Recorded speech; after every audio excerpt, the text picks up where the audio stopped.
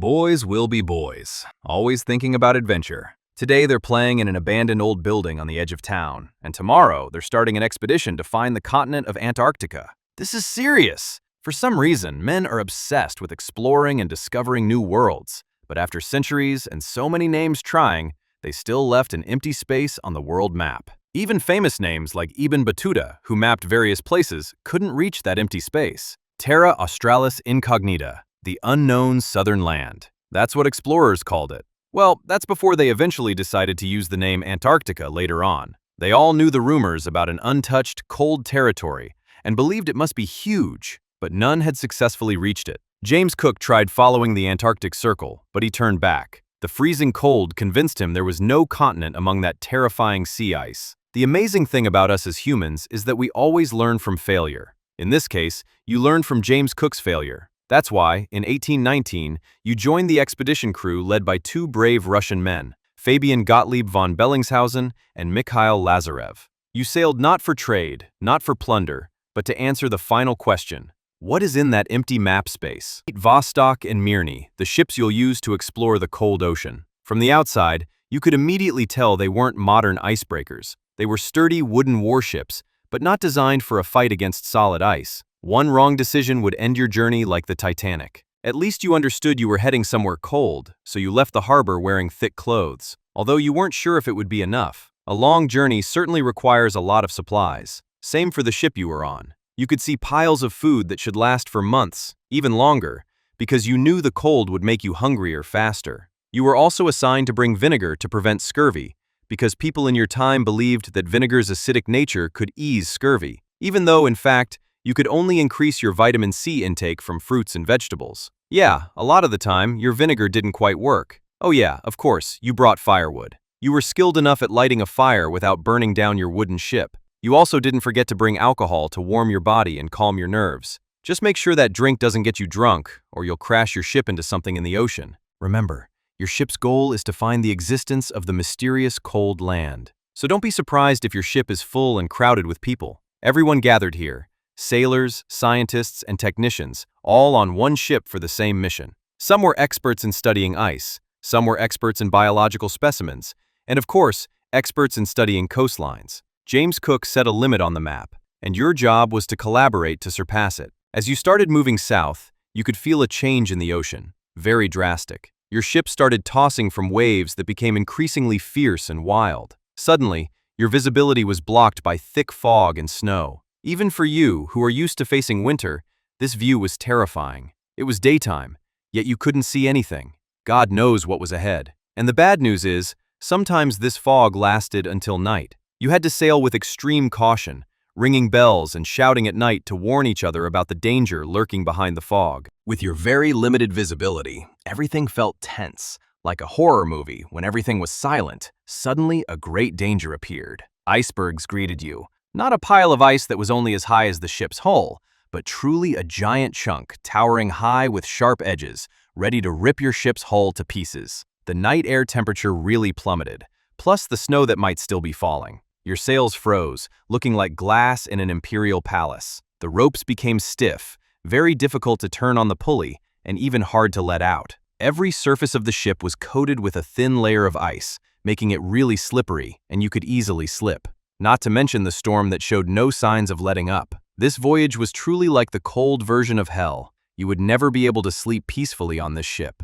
Just a moment of carelessness, and you would end up freezing to death in your sleep or sinking with your ship, destroyed from brushing against the ice. But suddenly, one morning in January 1820, a few months after you left the harbor, you saw it. Giant ice. No, it wasn't a floating iceberg like the ones haunting your journey in the storm. It was a solid sheet of ice stretching endlessly. Land! All the crew cheered. You did it! You had reached a coordinate point far beyond the limit set by James Cook's map.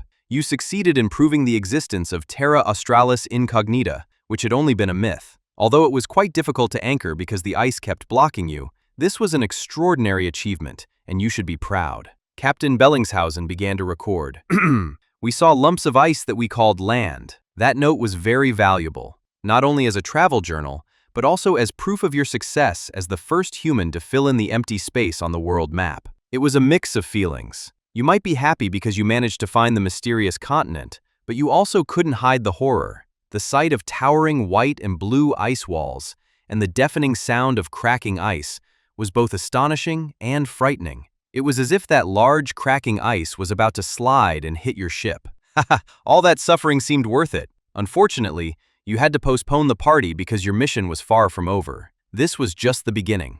You risked your life to get here, and your next job was to survive. The temperature in Antarctica really cut through your thick clothes, and the captain just gave a new order. All night and every night, you and the other crew members took turns breaking the ice piling up on the ship's hull so your ship wouldn't get stuck and trapped among the ice. The sound of axes and crowbars smashing piles of ice filled the silent night. You just needed to be careful not to slip and fall into the sea, which would cause you to freeze to death. But of course, ice on the hull wasn't the only threat. Remember the vinegar you brought to prevent scurvy? It seems you already knew your effort wasn't very successful. Scurvy attacked easily amid the cold temperatures of Antarctica. Your gums started bleeding, and the cold was truly cruel to you who lacked vitamin C. And speaking of cruel, it seems nothing is crueler than frostbite. Your fingers were numb and turning black, making you unable to work or even move. Meanwhile, you knew that in this cold, staying still meant death. The ship's doctors worked hard to save you,